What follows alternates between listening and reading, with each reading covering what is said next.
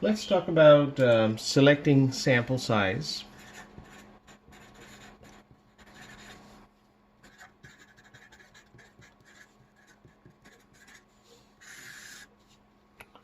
Now this is directly related to the calculation of the confidence interval. So this is the confidence interval that we generally calculate. X bar plus minus z alpha over 2 times sigma over square root of n. But this part, what we call the error of estimation.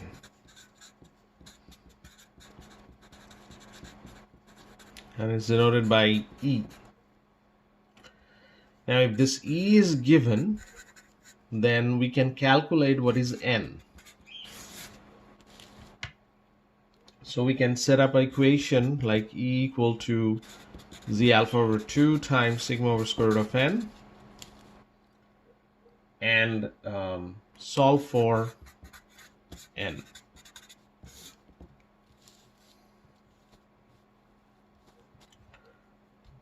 Let's talk about an example.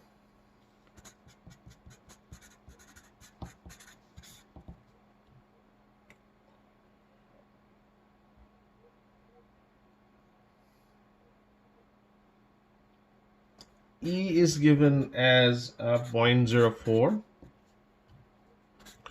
P hat is given as 0.6.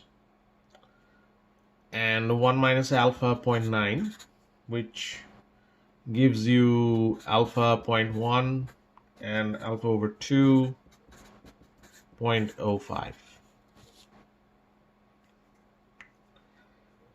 So again, if I put in the equation, z 0.05 times 0.6 times 0.4 divided by n is equal to 0.04.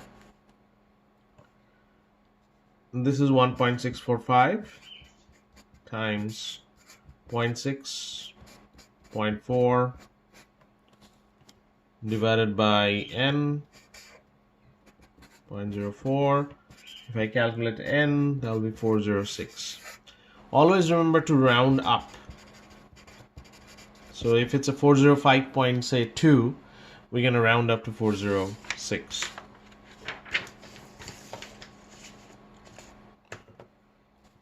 Another example.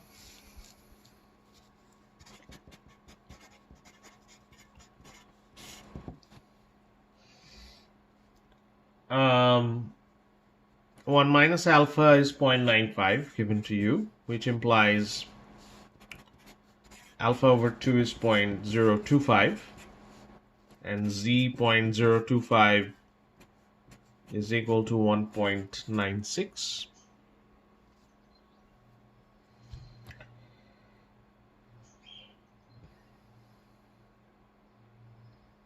So there are a couple of things here that I'm writing a little note here. First of all, there is one called 2SE bound.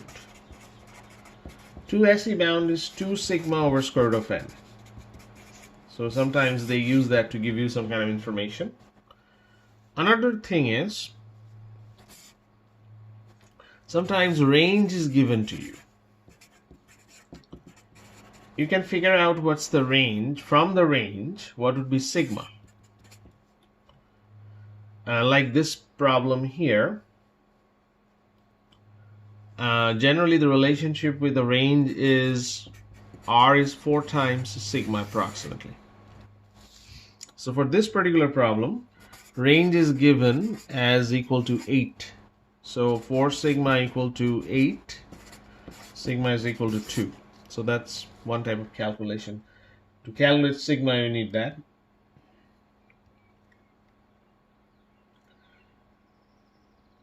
Now, they're given here that this is the confidence interval.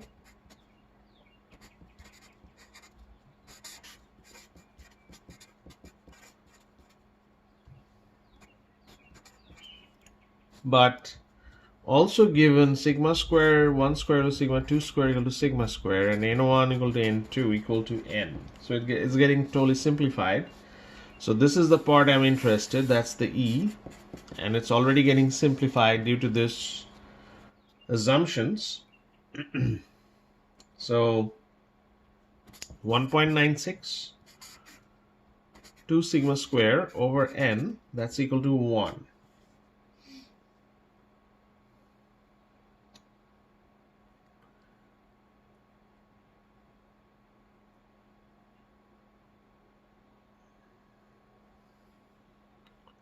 Well, here one thing that I didn't do correctly, r equal to 4 sigma square, not 4 sigma. So 4 sigma square equal to 8, sigma square equal to 2.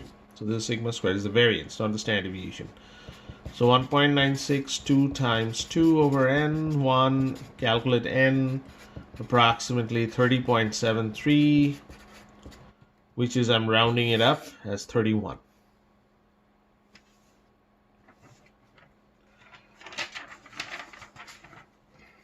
Okay, so homework problem related to this, I'm writing it here.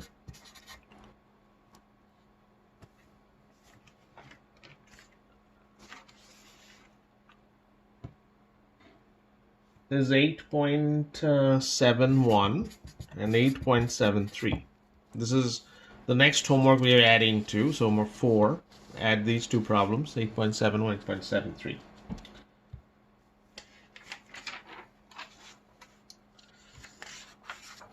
Let's talk about small sample confidence interval.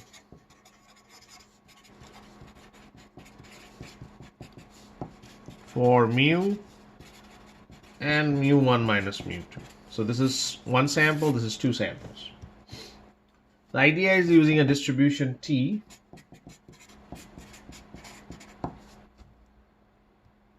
So essentially your probability is this.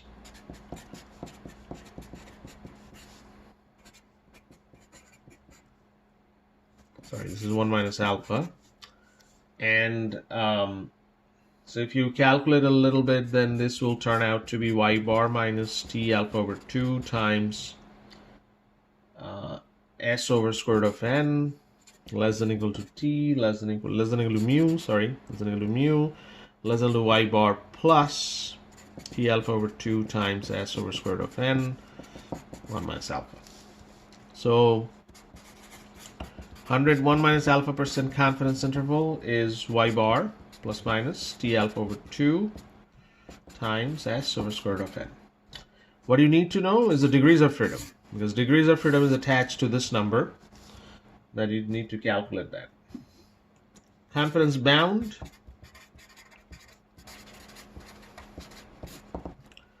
that'll be pretty similar. The lower bound,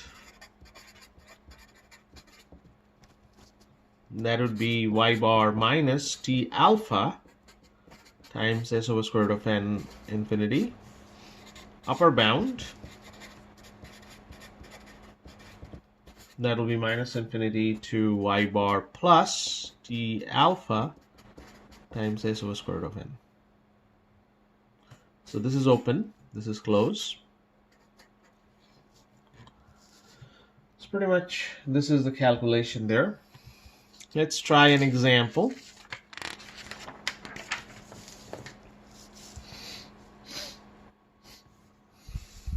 Example 8.11.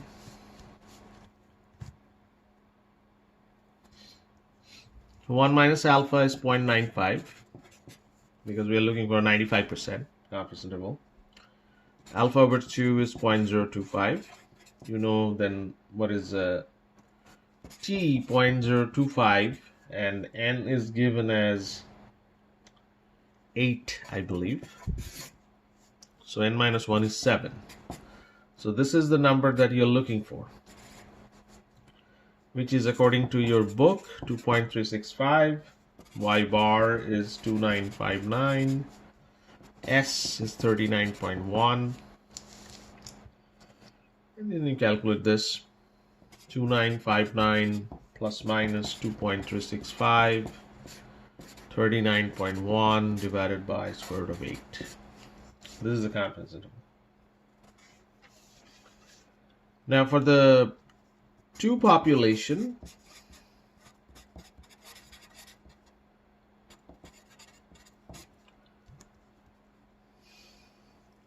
and if we have a common variance,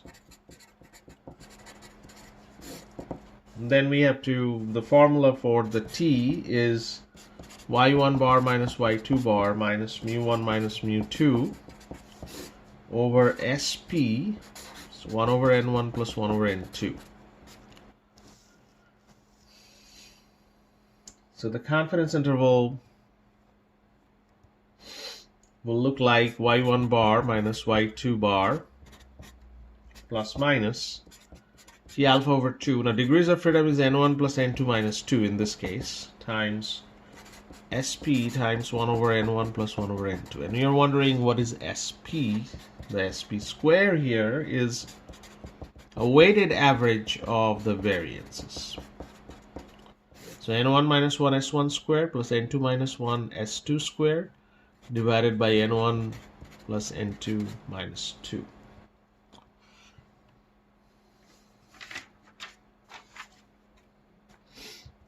An example.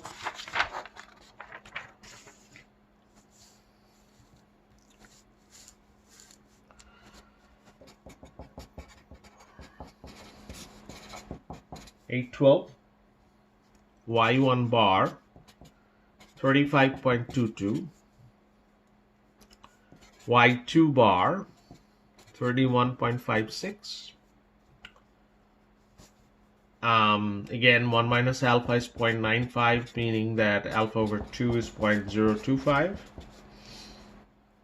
S1 squared 24.445.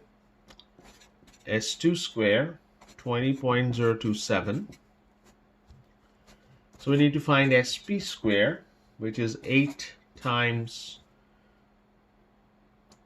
by the way, N1 equal to N2 equal to 8 given to you. 24.445 plus 20.027 divided by 8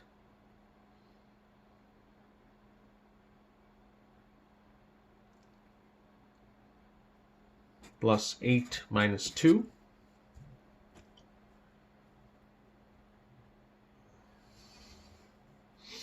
I'm not sure n is 8 or n is 9. I think n is 9. So this will be 9 plus 9 minus 2.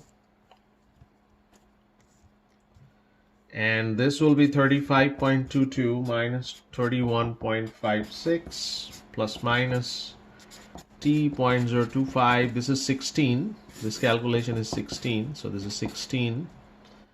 And 4.716, which is, I think, this value. SP is 4.716 that you can get.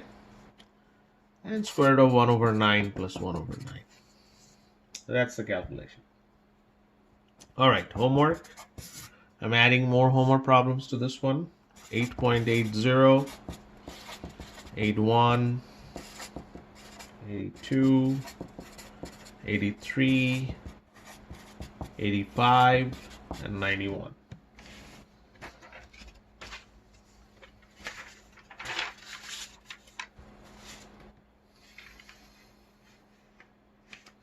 Okay, so next time I'm going to discuss confidence interval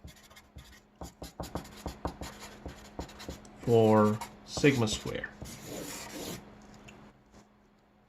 And I'm going to add more homework problems from there. All right.